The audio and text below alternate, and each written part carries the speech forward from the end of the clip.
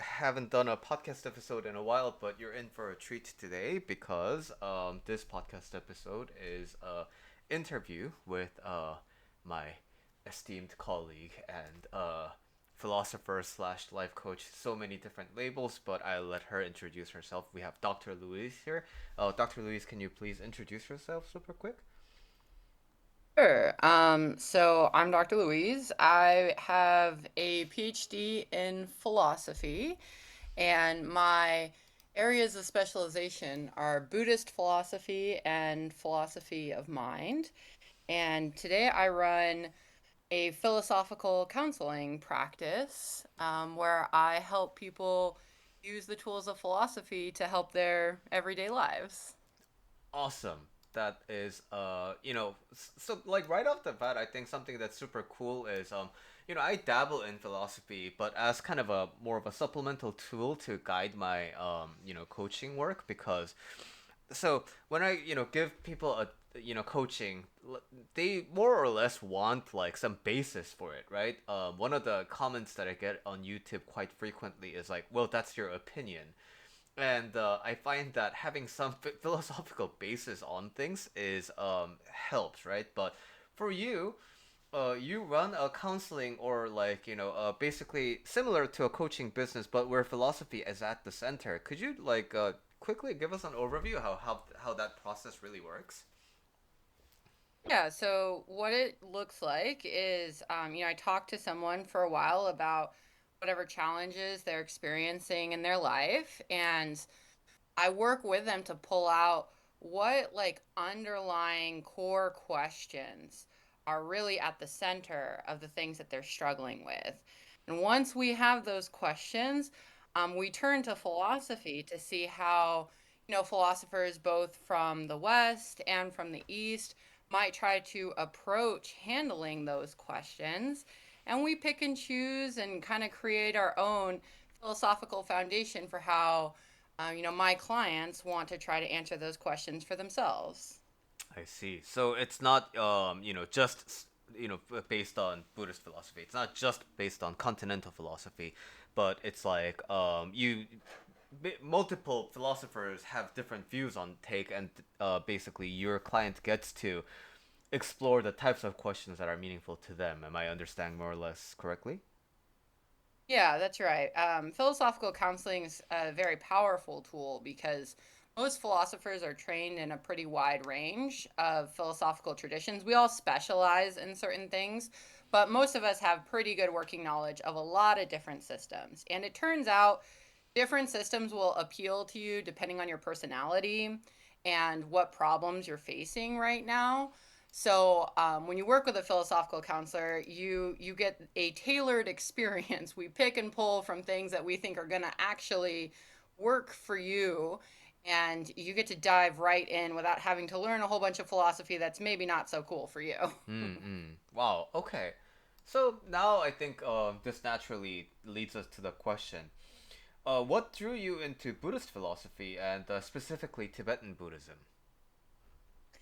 Yeah, so you'd hope this was like some profound answer, but it's actually really silly. So when I was young, I went to Disney World, Uh huh. and there's a ride there called Expedition Everest, and it's themed to Mount Everest. And so there's like Himalayan stuff, including Tibetan prayer flags. And so I kind of, that happened to me when I was young. I filed it away. But then when I was in college, I saw a picture of Tibetan Buddhist prayer flags like hanging up in the mountains. And I was thinking, I want to study abroad. I want to try something different. And I saw that picture and I was like, I want to go wherever that is. And so I ended up going to Nepal that summer and I studied at a Tibetan Buddhist monastery, and I completely fell in love with Buddhism and with Tibetan Buddhism in particular. And I never stopped studying it since then. That is very unexpected, but absolutely love it. To be completely honest with you, like I've been a computer scientist for like the past decade or so, right? I mean, I haven't been a coach for long. My primary occupation is like software engineering, and people ask me like, "Oh, were you really drawn to like software engineering?" I'm like, "No, I was sophomore and I didn't know what to do, so I looked at like I googled salaries and then I just picked the highest one."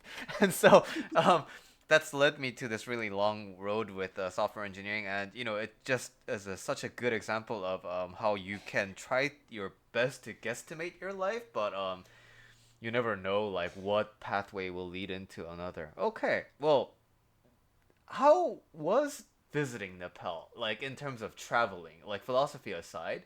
I always wonder how that experience is. Yeah, it was a little overwhelming at first. So I was using like a study abroad company, but I was going by myself. So there was a contact person who was supposed to be there once I got into Kathmandu, and I did connect with that person. But they weren't terribly helpful, it turned out. So I really ended up depending a lot on the people at the monastery I was studying at. So like it was a program where there were monks and lay people there, and there were also a few nuns, but it was mostly monks. And they were all working on translating some of their texts into both English and Chinese. And the idea was there were sometimes classes in Mandarin and there were classes in English, and the monks were supposed to talk to the people who came who were native speakers. And so we were trying to have this conversation where like the Westerners for English could like ask questions of the monks and the nuns, and they would get the language practice and we would get the knowledge, hopefully. So it's like a um, win-win trade where it's like one side gets the language and the other gets awakening. Yeah, that was the goal. I'm not sure I got awakening studying there, but I definitely found out that there's a lot of philosophy in Buddhism, which I didn't learn from my studies as an undergrad. So I discovered a lot of gems there, but enlightenment, I'm not so sure. All right. Well, I think part of my personal curiosity comes from like I mean, you're from the United States, am I correct? Hmm. Yeah, and That's going right. from kind of a first world country to like this, it's kind of a hardcore shift, right? Going into a very underdeveloped, relatively, and unexplored region of the world, going into kind of like a completely different kind of a world where all the conveniences that you might be used to are just not there, and the whole concept isn't there. It's not just that it's not available. It just as a concept, the things that you might be used to might not exist. So I was wondering if there's like some shock or like adjustment that were particularly memorable to you in terms of like transitioning from the typical kind of American college student's mind to like, oh my god, I'm like actually here now. Yeah, I mean, I think I was really hit by that the first time I went on like the main roads in Kathmandu, because they're very busy, especially like the ring road, which goes around the city. It's a lot of cars by itself. Then there's a lot of motorcycles. Then there are also cows and Mm. sometimes monkeys and often like chickens. And all of these beings are just coexisting and everyone seems to know what to do. And I was like, this is complete chaos. Like how do these people do this? That's Yeah, one of the other things that I heard was, I heard this from a Korean person who was trying to, to go to the Everest or whatever. Like, the lodging. Well, I guess you stayed at the monastery, so this might not have been a big problem for you. But like in terms of the sanitation and everything, like the standards are so different. So I heard a lot of Korean people complain about that. Yeah, there's definitely a different sensibility about like a lot of like how clean we keep things, at least here in the States, and what's normal in Nepal. I think that, it's kind of par for the course, I think, in developing countries, because I mean, I think a lot of people still were used to times when you didn't have running water and these sorts of things. So, you know, I guess those sensibilities change over time, but there was a lot of friction actually between the monastics, and when they would go back to their families, Mm. especially the folks that were Nepalese. So some of the monastics were Nepalese, and some of them were Tibetan. Tibetans in general are closer, at least to American standards of cleanliness, like in general. But in Nepal, that's not as common. And then the Tibetans living in Nepal in exile, right? There's a full range there. Mm. So there was the monastery was super clean, like aggressively clean. And part of that was like it was a group project, right? Like everyone pitched in to help make everything, squeaky clean. Mm. And so when a lot of the monastics would go back to their families and those were not the standards, they would, that they didn't love that part of visiting their families. Oh, that's wild that even inside of that like community they have those experiences. Okay.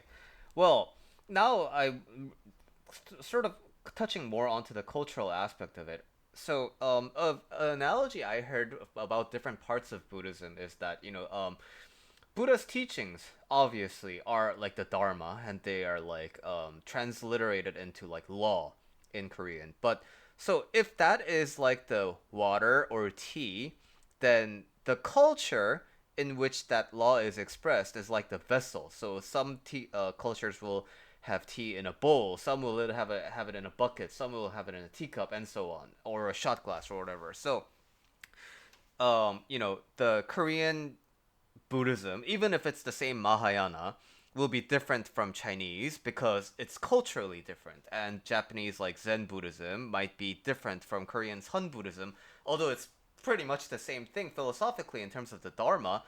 But culturally, it's gonna be different. So I'm wondering, I'm curious to hear about your experience about the cultural aspects of the Tibetan Buddhism specifically. Yeah, so Tibetan Buddhism evolved at a time when the dominant tradition in Tibet it's called Bon. It's like Bon with two dots over the O. Mm-hmm. Um, and that tradition was basically swallowed up by Buddhism, but it was, all of the teachings of the Buddha and everything kind of had to adapt to a landscape in Tibet where people were used to burn. So a lot of the main characters from this older tradition kind of became bodhisattvas and were like understood as always connected to the Buddhist tradition, even though, at the time those people were supposedly alive, they did not have any knowledge of Buddhism. So there's a lot of like reinterpretation going on there. But I think, one of the things that's really interesting to me about Tibetan Buddhism is like the vibes of it really make a lot of sense when you think of like the Himalayas. Mm. And, one of the core tenets, this is true for all Buddhism, but the kind of Buddhism for Tibet really emphasizes this concept of emptiness. Mm. And I feel like it makes so much sense to be talking about the concept of emptiness when you're sitting in the vastness of space at, where the oxygen is thinner, up really high in these mountains. Like, I feel like even the physical environment really influenced what was important in Tibet's version of Buddhism. So the same concept of sunyata is like in the Indian sense, like you look at the chaos of like all these people and the war and all these different caste systems, and throughout in that amidst of like kind of maximalism you find the void there. But whereas in Tibet you like the nature, it helps you understand, hey, guess what, like this is sunyata. Am I understanding that more or less correctly? Yeah, yeah, it gets a little even more complex in Tibetan stuff because the phrase that's common in Tibetan Buddhism, courtesy of Nagarjuna, is that everything is empty and even emptiness is empty. Mm-hmm. So Mm-hmm. there's like a meta level of emptiness that's really emphasized in the Tibetan tradition. And I think, it makes it, I don't know, for me it makes sense that that's where the difference would be in the chaos in the city, where everything is super dense. You get that this is emptiness, but then when it's peaceful and calm, you get that extra layer of Hmm. emptiness on top. Yeah, because I think in the Heart Sutra, a lot of the emphasis is on the fact. A lot of emphasis is on the fact that rupa is sunyata, right? Like so, like existence is void, and all the five skandhas that follow rupa, like that is like the core, one of the core like aspects of the Heart Sutra. But like to take that to another level and be like sunyata is also sunyata. It's like yeah, I get that, and about reinventing kind of like reinterpreting the historical figures. If I'm to wildly generalize that, it's like basically Americans having American Buddhism and practically reinventing the character of George Washington as a bodhisattva or something like that, right? Yeah, yeah, it's got that same energy. Okay, Under- understandable. Um, Based on my readings, Tibetan Buddhism, while it's sort of a thing of its own, it is closer in proximity to Mahayana compared to Theravada. And what is kind of the in the day of the monk? How much of it is spent interacting with the non bodhisattvas, trying to get them to that grand cart, versus time spent in personal contemplations and meditations and personal seeking of nirvana. Yeah, so it depends on which monastics you're talking about. Mm. So, at least for Tibetan Buddhism, being a monastic involves choosing which vows to take. So, there are some basic vows everybody has to take that are like don't kill, people don't steal, sometimes don't drink alcohol is on that list. So, there are like some basics, but the Tibetan tradition, there's a full expansive list that you can choose from after that. And the thought is the more vows you take, the quicker you'll get to enlightenment. Mm. So for the monastics that take a ton of vows, they often are not in a good position to like interact with non-monastics. For example, they might not be able to touch money. Men might not be able to be around women by themselves, right? It always has to be like with a group. There's some like logistical challenges for those folks. However, you can also choose to just take a couple vows. Some of them don't really interrupt your everyday life very much. Those folks are much better suited to going out there and interacting with, the people who we want to help get closer to enlightenment.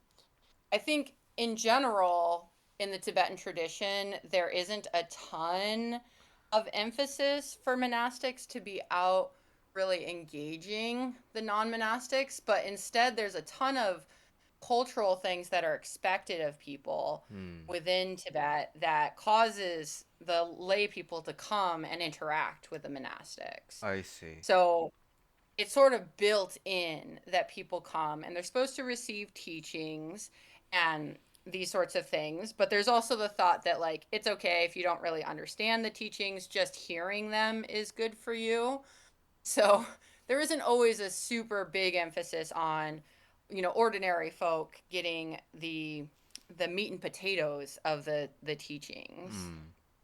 So in terms of like the strictness of adhering to things, and it's almost like Theravada in that vein of like really like adhering to no, this is the way to live, and you kind of get the hey, let's all reach enlightenment and let's all ride that grand cart of the Mahayana together. That's more ingrained in how the culture interacts and society is kind of woven into Tibet by default. Yeah, I mean, I think like intellectually Tibetan stuff really does come back to the Mahayana, we're trying to get everyone there.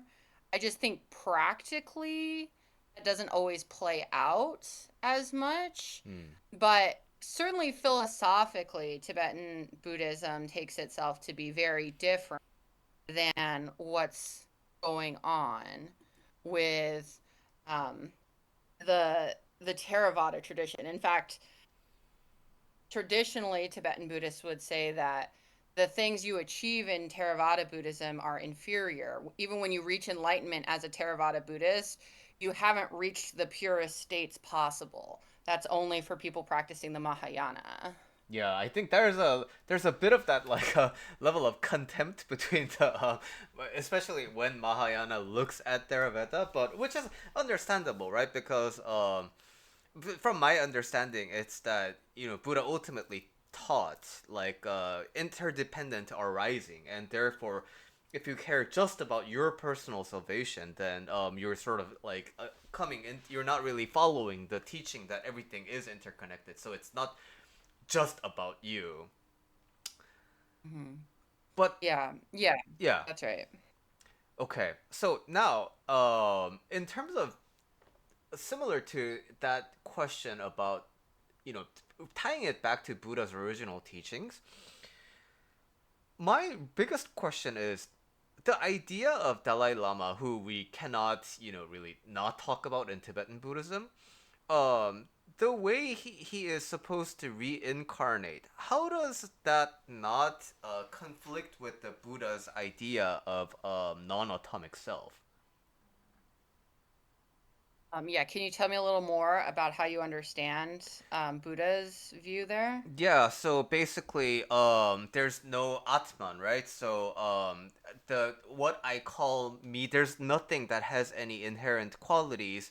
So, when I look at me, I'm composed of my, psychological part, my physical part, and all that. But when I look at my biology more, I'm composed of arms and legs and torso. So I can say, oh, I am my torso, but then when I look even deeper, my torso is composed of things. And then when I look at that thing, there's always more things inside. And then when I look at that thing, there's more things inside. And so there's nothing to call a thing. We just name it thing because like of how it interacts with things. So we may think that something that I'm holding up is like, okay, I'm holding up a checkbook, but like there's nothing to call a checkbook. We just call it checkbook. That's sort of very Heart Sutra y level of like understanding of there's nothing to call that. And from my understanding, this concept was revolutionary back in India during Buddha's time because the pure, the Hindi tradition that has dominated the narrative for centuries is that there is an idea of a self that gets to reincarnate every lifetime. So depending on your karma that you accrue, next life you'll be born into a better being, or if you really fucked up, then you're gonna be born into like a bad animal or something like that, right? So Hmm. Buddha basically says like, nope, nothing. There's nothing to call you. There's nothing that will persist your lifetime. Such the thing doesn't exist. So that's my understanding of it. Okay, yeah. So, some of this has to do with kind of like how does reincarnation work if there is no self? Mm-hmm. That's like a different way to say the same question. So, the thought is that when you're born, the five skandhas, so the five elements of what makes the apparent self, through a variety of different karmic sources. What looks like your five skandhas are kind of pushed together to come into the being that pops into your mom's belly, Mm-hmm. right? So when you die, what happens according to Tibetan Buddhism is that there is a 45-day period where your five skandhas, well, maybe not all of them, but some version of them or the subtle elements of those skandhas are still kind of hanging out together. And what's going on is a bunch of the different karmic forces that are relevant to your reincarnation are playing out, right? So you died. There's 45 days where karma is kind of pushing your skandhas around. Now, if you're specially trained in Tibetan Buddhism, you can harness the energy in that 45-day period and help yourself break into enlightenment and basically avoid having a reincarnation. But for most of us, we don't have the skills needed to do that. So, what happens is we get pushed around a bunch during these 45 days, and then we pop out again in a new reincarnation. So our skandhas will basically follow us into our death state in a very subtle form. And then depending on what karma calls to happen, those skandhas will change or, do whatever they need to do to get us to the next lifetime. And how does the Dalai Lama come into this picture? Yeah, so the Dalai Lama is a bodhisattva. Mm-hmm. The current Dalai Lama is supposed to be the reincarnation of Avalokitesvara, which is the bodhisattva of compassion. Mm-hmm. And bodhisattvas are a little bit different than ordinary people because they are not subject to the laws of karma in the same way that we are. So bodhisattvas have popped out of the cycle of samsara, but they are not completely free of it yet. They still have some echoes of the karma that they generated earlier in their lifetimes. So only Buddhas are completely free of all of the dynamics of karma. So bodhisattvas are in the process of purifying themselves to reach that higher state of Buddhahood. But when the Dalai Lama dies, what will happen is he will have some more choice. Whereas most of us in that 45-day period, we just get pushed around by karma and then we plop into the next one. He is going to be able to choose. So he might be able to not reincarnate for an extended period of time. He'll have a choice when he's ready to come back. And he will also be able to like not just be pushed around by forces. So he'll be able to pick, I would like to be reincarnated there or whatever he wants. So it's a little bit different for him because he's a bodhisattva, but the general process is still the same. So the thing that makes the bodhisattva different than all the other bodhisattvas or the Buddhas has to do with these subtle channels of karma that are connected to the apparent self, courtesy of all of the action that was done in prior lifetimes. Mm. So something also interesting you said is the current one, the current Dalai Lama is Avalokiteshvara. So does that mean the next incarnate of Dalai Lama can be Amitabha or some other bodhisattva? So some of this is related to like what is the Dalai Lama. Mm. So it's gotten kind of confusing because the popular understanding of the Dalai Lama is pretty disconnected from historically what the Dalai Lama was. So like this office was originally created between I want to say the Mongols. I could be wrong. I think it was the Mongols though, and Tibet. So they like the Mongols and the Tibetan kingdom, they were warring with each other. And like they kept fighting and they were trying to come up with a way to get peace between the two of them. So the an official office was created for the Tibetan's Dalai Lama to go and represent Tibet in Mongolian political affairs. Mm. So it was literally a political thing at the beginning.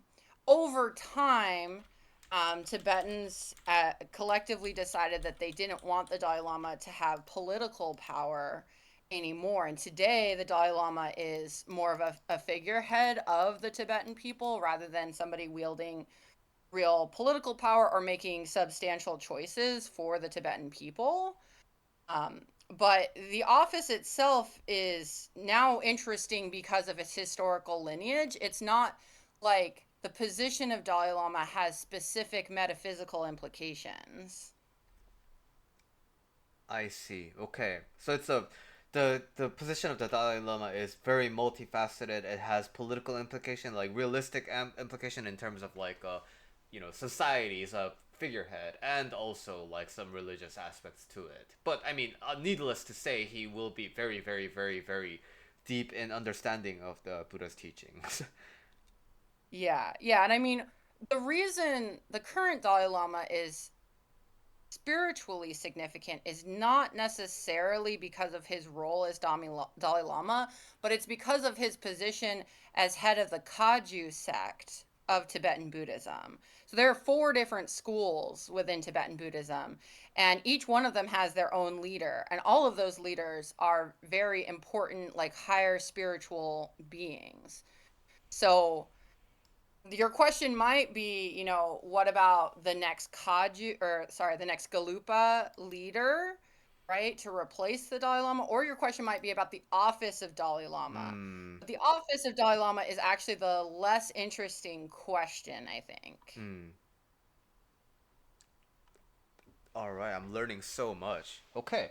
Well, I know that in other areas of Mahayana Buddhism, every country has like sutra that is kind of critical to that culture. So I know that based on my readings, I know that Avatamsaka Sutra is the one that has impacted Korean Buddhism the most, and the Lotus Sutra is culturally the most significant one in Japanese.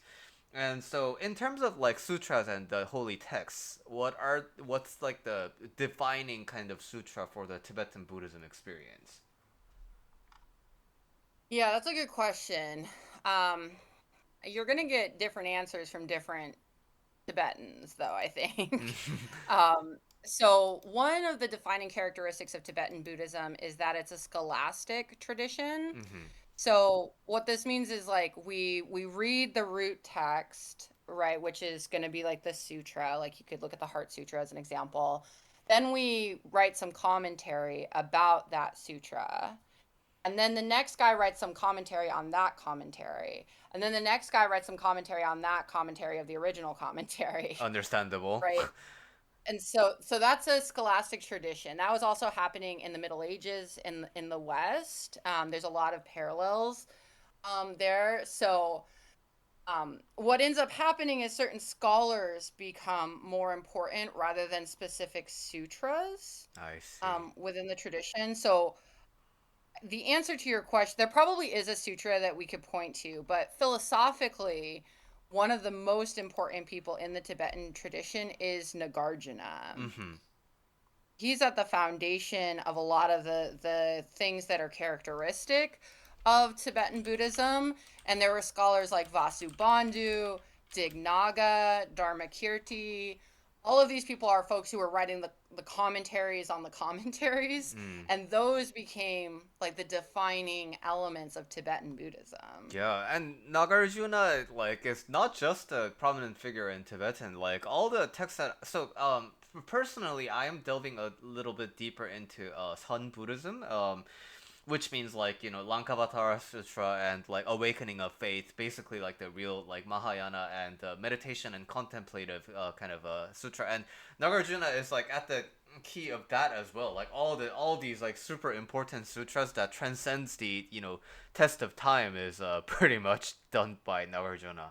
Okay, but I Yeah, I mean, I think, you know, one thing that's important to understand is like Tibetan as a language didn't exist in a written form until some scholars from Tibet went and studied with Nagarjuna and wanted to find a way to write Sanskrit in their native language. mm, So the connection with Tibetan stuff is really, really close with Nagarjuna, more than other traditions, even though, of course, all traditions talk about Nagarjuna.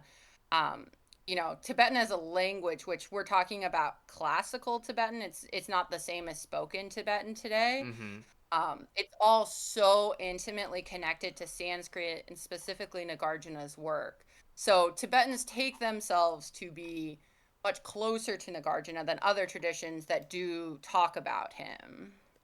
That makes complete sense. And based on my quick research right now, Tibetan is also spoken in Bhutan. So I'm assuming Tibetan Buddhism is also prominent in Bhutan. Yes, it's a so right. The Tibetan community lives in exile now. Mm-hmm. So, part of the reason Tibetan is spoken in Bhutan is because they're like Tibetans moved there when they had to escape from the Chinese invasion in the 50s. All right. Well, Now, to switch gears into the, kind of the meditative practices. So I think a big part of Buddhism that I'm focusing a lot on these days is like the practice, right? Basically, the fourth noble truth when it comes to the four noble truths, right? Like suffering, identification of suffering, and then the finding what the attachment is, and then the removal, and then the practice of maintaining that state. And in Korean Mahayana Buddhism, bowing is a big feature, and of course, because of Han Buddhism and Zen Buddhism, meditation is also a big part of the practice. And from my understanding, the Tibetan Buddhism has the prayer of the Om Mani Padme Hum, and from my understanding, they repeat this like a bunch of times, like 10,000 times or somewhere along those lines. So I'm wondering if you can share a little bit about how when you are a practitioner of the Tibetan Buddhism, like what counts as practice. Yeah, that's a good question. Um, well, there's lots of different things that you can do, and I this is true in the Tibetan tradition, although I imagine it's true across the board in the Buddhist world. Um, Part of what defines something as practice is your intention Hmm. behind the action. So if you are doing the dishes, that can be part of your Buddhist practice if you are actively, intending to be mindful and, maybe to use that time to reflect on the Dharma or something like that. Hmm. In the Tibetan tradition in particular, there are a lot of ritual elements that you can do to in your Buddhist practice. Many activities that you see Tibetan lay folk do are not necessarily oriented towards enlightenment, though. Hmm. So, right, within Buddhism, there are deities, there are gods, and they're very powerful beings, and there are beings that can theoretically help you, Hmm. but they don't know anything about enlightenment. Hmm. Right, they're stuck in the same cycle of suffering that the rest of us are in. Hmm. However, they can help you with stuff. So you'll see a lot of Tibetan, they're Tibetan Buddhists making offerings and stuff to these deities, including like the white Tara and the green Tara. Those are very popular. I think green is for wealth and white is for health. Um, so that is a Buddhist practice, authentically Buddhist, but not oriented necessarily towards the final goals of Buddhism. Hmm. So Yeah. if you want practices that are oriented towards the final goal, um, one really popular one is to walk around in a circle. Hmm. Um, if you're doing this at a holy site in particular, that's a really good thing to do. Along at holy sites, there will also be prayer wheels that you can spin as you walk in these circles. And within those, each prayer wheel, there are prayers written on the outside. Often for Tibetans, the Om Mani Padme Om Hmm. prayer. It's written on the outside, but it's also written on the inside on a scroll. And turning the wheel once is like saying all of those prayers in terms of its karmic output. I see. Okay. So there's like there's a trace elements of what a typical religion is, like relying on supernatural and extremely powerful beings to kind of let favor kind of be in your favor, and then at the same time there's like of course Buddha's teachings and trying to reach individual enlightenment and such. Okay. um Walking around in a circle, huh? Very Yeah, typical of and Buddhism and in the whole circular and cyclical aspect. yes, there's a lot of circles. Mm. The holy sites often are kind of, they're circular too. So like there's circles on circles on circles. Yeah. Um, but it's actually quite therapeutic. I personally do walking meditation a lot, and I Mm-hmm. just walk in circles around my backyard. Like I've actually like walked down a path in my grass so you can tell where I'm walking all of the time. And like I think it's a really useful meditative tool because you just don't have to think at all about where you're going. Mm.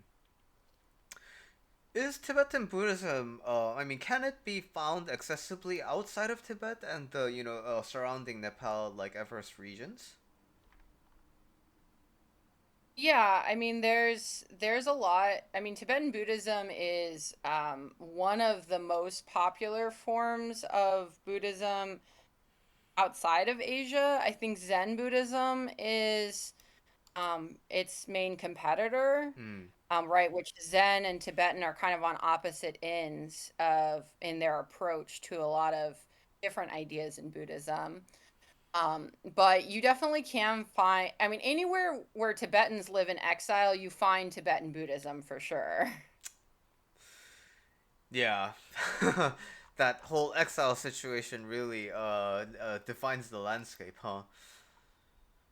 Yeah, definitely. And I mean, a lot of the reasons the Tibetans that chose to leave Tibet or were able to leave Tibet, like a lot of it was because they wanted to practice their religion. Hmm. It's not permissible to practice Tibetan Buddhism within Tibet the way that Tibetans want to. Officially, they are allowed to practice in a very specific way, but it's very controlled, and they're not allowed to even so much as have a picture of the Dalai Lama. You can be jailed for that, and it's very restrictive there. So part of the motivation to leave the area was because they wanted to be able to do their Buddhist stuff. So the Chinese government, do they want you to follow the Chinese Mahayana traditions? Well, the Chinese government, it depends on how communist they're feeling. Oh. When they're feeling very communist, they don't want any religion. When uh, they're feeling less communist, they want the kind of religion that the state approves of. I Um, see. so today they're a little bit less communist. So Mm-hmm. there is kind of a state approved version of the Dalai Lama, but most Tibetan people who are able to speak freely do not think well of that individual and see them more as a mouthpiece for the Chinese government. So it's complicated and it's changed over time, but it's still pretty common that if you are engaged in traditional Tibetan Buddhist practices in Tibet, you are very likely to get in trouble with the government. Tragic, but understandable. Mhm. And now, like, sort of relating this back into your practice, are there any like memorable moments where you were like, "Wow, like Tibetan Buddhism really helped here," or like specifically Tibetan Buddhism? Yeah, I mean, the thing that, I've spent a lot of time with is the concept of no self, Mm-hmm. right? And the way Tibetans talk about the possibility of reincarnation, even though you have a view of no self, that's actually something that I do think has personally helped me, Mm. um, because I have always liked the idea of reincarnation, but I don't always like the soul picture of reality, right? Where each of us has a soul, and that soul, goes on to heaven, or in some versions, it goes into another body when you, in your next lifetime. I never really liked that because I felt like, oh, I'm just going to carry the trauma of all those past lifetimes, like Mm-hmm. all of the time. I've like quadrupled my life baggage. Mm-hmm. So that plays out a little bit in the Tibetan space with karma, but the thing is, karma is really, really subtle. It's very complex. So it's not as simple as, well, you were a jerk to that one guy 300 years ago, so now you're suffering today for this reason, right? Like, it's much more complex than that.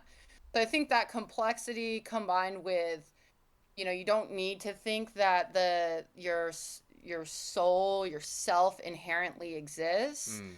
You can have this picture of the self where you don't need to take it as seriously, Mm. and there can still be reincarnation.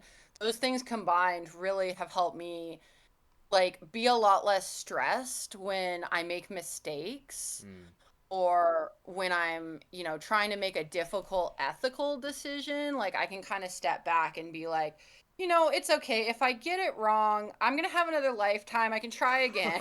Like, eventually we'll get there. Yeah, yeah. Oh, that is very comforting. The way you explain it. Yeah.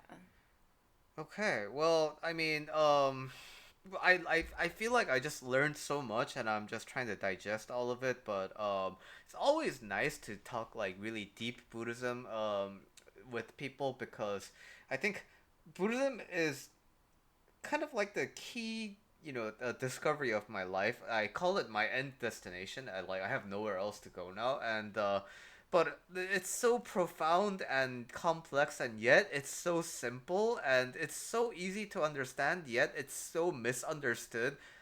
Like what you said about karma, right? Like people think like eye for an eye, tooth for a tooth, but karma is so much more nuanced than that. But at the same time, like karma's so simple if you really think about it. It's just a accumulating, and it's just a kind of self-reinforcing cycle of like basically everything. And thank you so much for like offering all your wisdom to me today. And how do people find you if they want to experience some philosophical counseling? Yeah, so the main place I hang out is on Instagram, Hmm. and over there I'm at Empowerment Through Thought.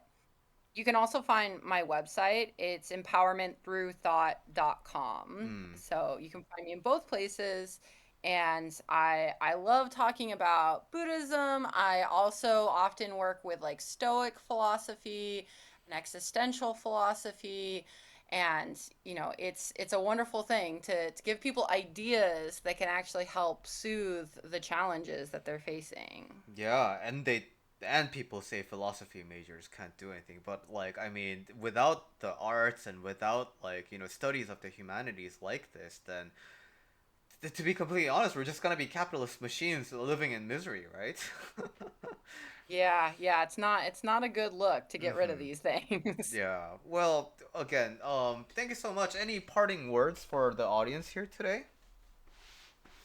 I mean, I might just recommend if you're interested in learning more about Tibetan Buddhism and philosophy in general, there's actually a course on it's called the Great Courses, or it used to be called the Great Courses.